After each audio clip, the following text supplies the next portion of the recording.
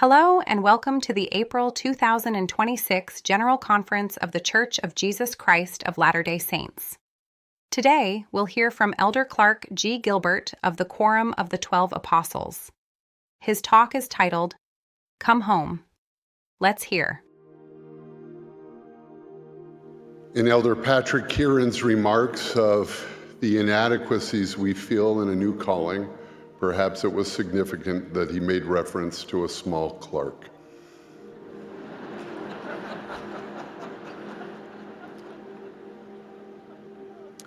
As Christine and I have felt the overwhelming weight of this calling, we have been grateful to know that Christ's grace makes up the difference in our lives.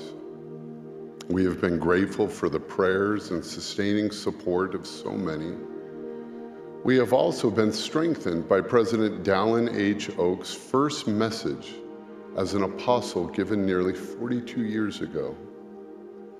In 1984, he declared, I will devote my whole heart, might, mind, and strength to the great trust placed in me, especially to the responsibilities of a special witness of the name of Jesus Christ in all the world.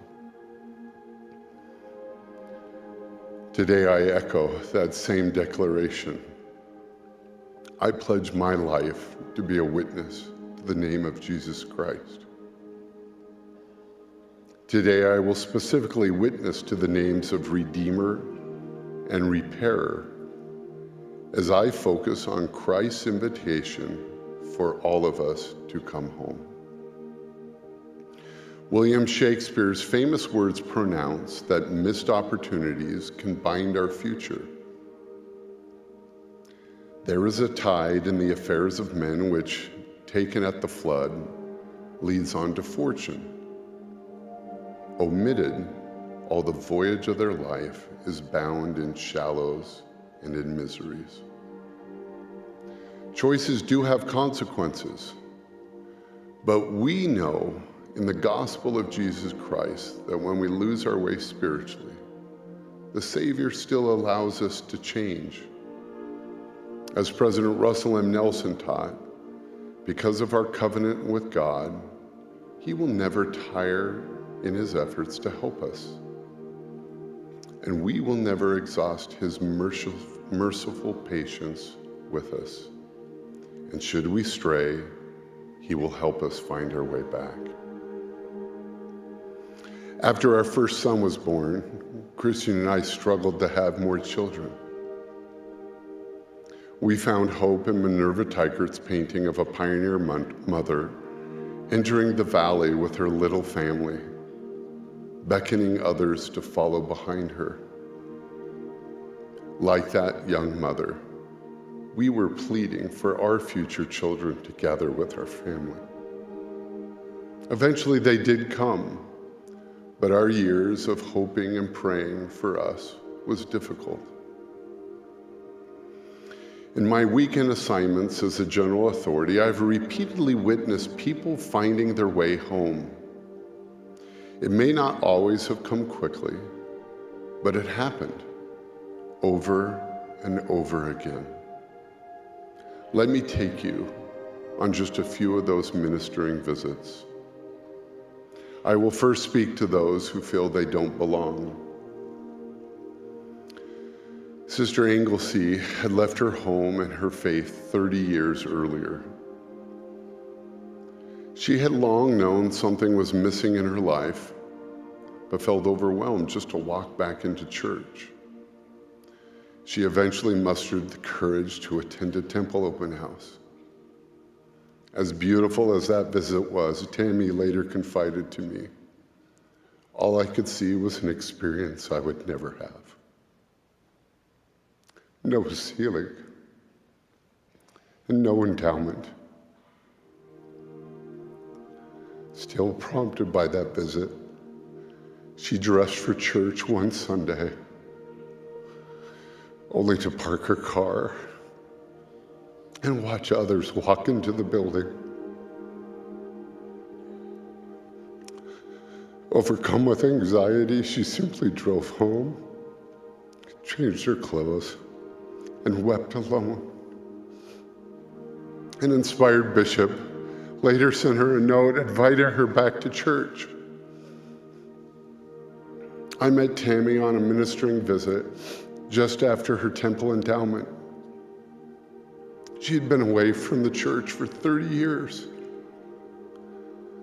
Sundays sitting alone in a church parking lot. But the Lord brought her home and restored her to his light, love, and joy.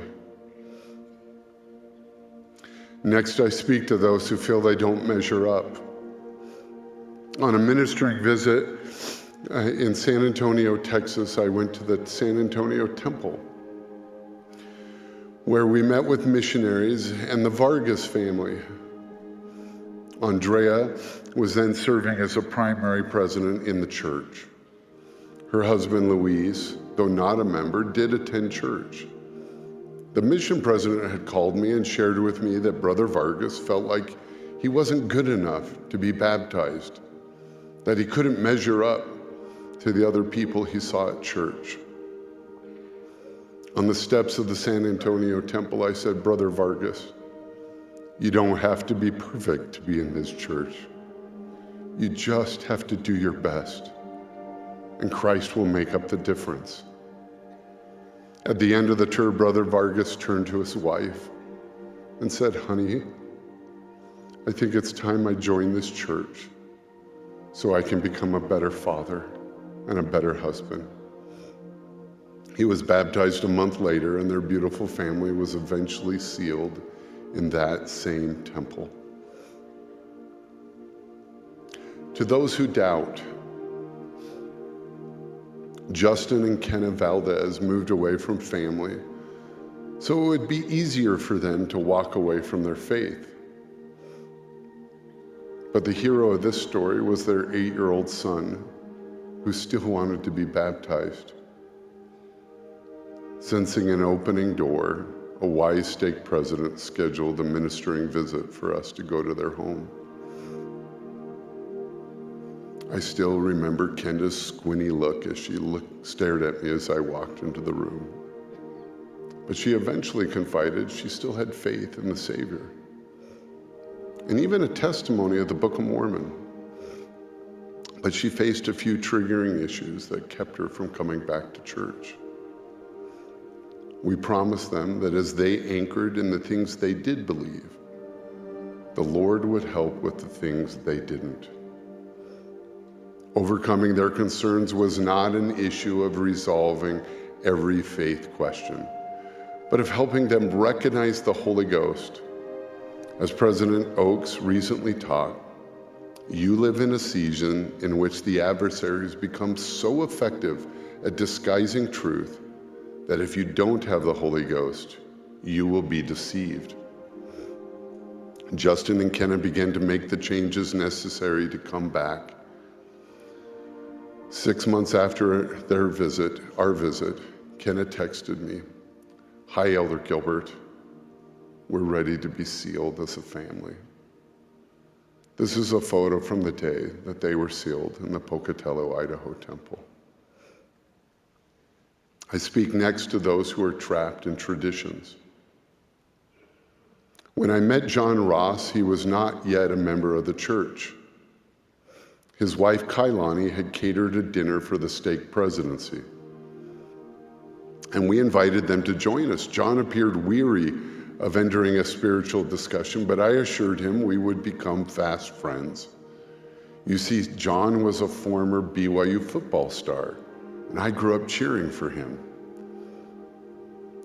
We eventually asked John why he had never joined the church. He cited the need to honor the faith traditions of his now deceased parents. We helped him realize that they now understood the church, and they would honor his decision. John then chose to meet with the missionaries. 2 months later, he was baptized, and a year later, his family was sealed in the temple.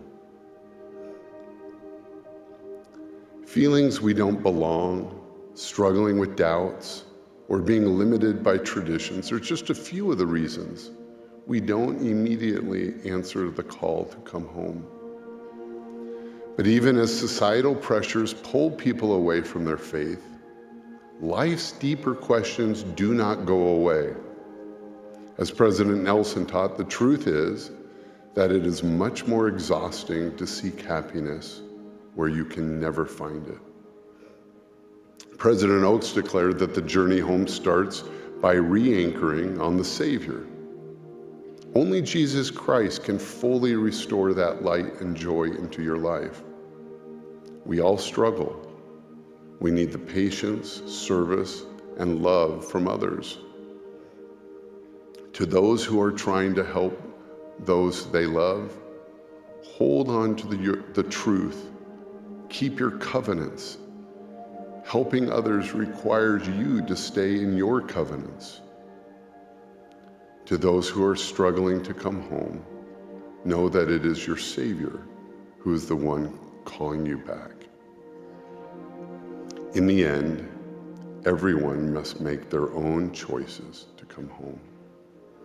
In President Dallin H. Oakes' recent historic address at BYU, the Marriott Center initially looked completely full. But if you look closely, there were still hundreds of unfilled seats. And the ushers struggled to find space for those who still wanted to join the devotional. Then something remarkable happened. Students who had already found their seats began to turn their phone flashlights on to signal to the late arriving students that there was still space. It was as if they were holding up a light to say, "Please come sit with me. We saved a seat just for you." I conclude with a hymn that to me feels like the very voice of the Lord calling us home. Softly and tenderly, Jesus is calling for you and for me. Patiently, Jesus is waiting and watching for you and for me. Come home, come home. Ye who are weary, come home. Earnestly, tenderly, Jesus is calling, O sinner, come home. I witness that Christ is our Redeemer. When we fall short, He repairs the breaches in our lives. The Savior loves all of us and is tenderly calling for you and for me to come home. Come home. In the name of Jesus Christ, amen.